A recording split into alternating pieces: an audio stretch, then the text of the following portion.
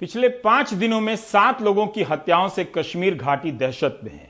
आतंकवादियों ने आज श्रीनगर के government boys higher secondary school के प्रिंसिपल और एक शिक्षक की हत्या कर दी। स्कूल से ही ऑनलाइन पढ़ाई चल रही थी, इसलिए छात्र स्कूल में नहीं थे।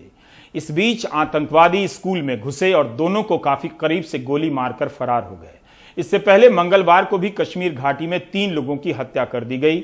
मारे गए लोगों में कश्मीरी पंडित मक्खन लाल बिंद्रू भी थे, जो 90 के दशक में आतंकवाद के चरम के दौर में भी घाटी छोड़कर नहीं गए। इन हत्यारों से कश्मीर घाटी का हर खासोआम चिंता में है और दहशत में।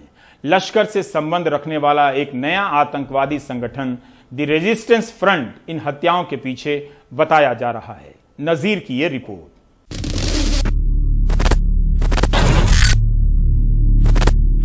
गुरुवार सुबह करीब 11 बजे सभी शिक्षक एक साथ चाय पी ही रहे थे कि तभी 3 आतंकवादी इस गवर्नमेंट हायर सेकेंडरी स्कूल में घुस आए।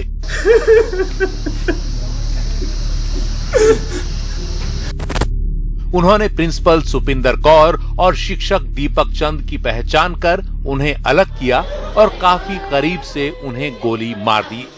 दोनों ने मौके पर ही दम तोड़ दिया।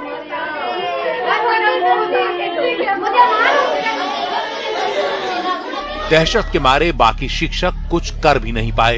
इससे पहले कि पुलिस और सुरक्षा बल वहां पहुंच पाते, आतंकवादी वारदात को अंजाम दे फरार हो गए। गन शॉट सुने तो हम मतलब शॉक हो गए कि हमने खिड़की से देखा तो यहाँ पे मतलब शोर था। बाहर निकले तो वहाँ पे मैडम दीपक सर टीचर एक हमारा वो गिरा हुआ था वहाँ पे। एक के बाद एक आतंकवादियों की ऐसी वारदात से कश्मीर घाटी दहशत में है। बीते 5-6 दिनों में ही 7 आम नागरिक इन आतंकी हमलों में अपनी जान गंवा चुके हैं। इनमें से 6 को तो अकेले श्रीनगर शहर में मार दिया गया। गुरुवार को हुई हत्याओं के तुरंत बाद सिख समुदाय से जुड़े संगठनों ने सभी सिख सरकारी कर्मचारियों से कहा कि वो तब तक काम पर न जाएं जब तक सरकार उनकी सुरक्षा सुनिश्चित नहीं कर देती। हमने तो आज से अपने प्रोटेस्ट के तौर पर अपने तमाम उन सिख नौजवानों से कहा है जो सरकारी दफ्तरों में हैं कि वो प्रोटेस्ट के तौर पर अभी लीव पर चले जाएं। हमारा प्रोटेस्ट ये है कि कोई बच्चा या कोई जो बेटी है वो अभी कहीं सरकारी दफ्तर में ना जाए।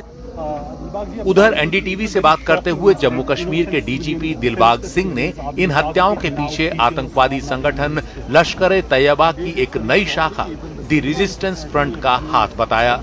उन्होंने कहा कि जल्द ही हमलावरों का पता लगा लिया जाएगा। There are some modules working on behalf of some agencies in Pakistan. They are working for TRF under the umbrella of TRF, and TRF, as you know, is being run from Karachi. People from the minority community also have a right to go for their occupation, for their professions, wherever they are deployed by the government. They are being targeted. इससे पहले मंगलवार को भी कश्मीर घाटी में एक ही घंटे के अंदर ऐसी 3 वारदात हुई थीं। पहली वारदात में एक कश्मीरी पंडित ML बिंद्रू की आतंकवादियों ने उनकी दुकान में घुसकर हत्या कर दी। बिंद्रू दवा की दुकान चलाते थे और उन गिने चुने कश्मीरी पंडितों में से थे जो 90 के दशक में आतंकवाद के चरम दौर में भी घाटी छोड़कर नहीं गए। Right now, today my father is no more, right?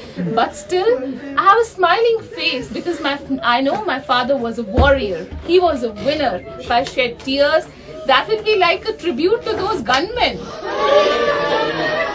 उधर जम्मू में दीपक चंद के परिवार का बुरा हाल है। दीपक पिछले 3 साल से श्रीनगर के इस सरकारी स्कूल में पढ़ा रहे थे। जम्मू कश्मीर के सभी राजनीतिक दलों ने इन हत्याओं की एक सुर में निंदा की है और सरकार से तुरंत कानून व्यवस्था दुरुस्त करने की अपील की है कि जब मिलिटेंट ये हर दिन तकरीबन या हर हफ्ते इनकाउंटर करते हैं, मिलिटेंट मारने का दावा भी हो रहा है, फिर भी ऐसा क्यों हो रहा है? शायद यही कि जो सुरक्षा जो स्ट्रक्चर है उसकी जो प्रायोरिटीज हैं, क्या करना चाहे, असल में खतरा कहाँ है, उस पे नजर नहीं है। नजर है तो कौन ट्वीट करेगा, नजर है कि सियासत में कौन बात करेगा, नजर है कि सियासत ही नहीं यहाँ हो। जो असल खतरा है उस खतरे से उनकी आंखें हटी थी, उनकी तवज्जो हटी थी और शायद यही वजह है कि आज यहाँ टीचरों को भी कत्ल किया और इसके जो नतीजे हैं, नतीजे काफी भयानक हैं। श्रीनगर से नजीर मसूदी की रिपोर्ट, एनडीटीवी इंडिया।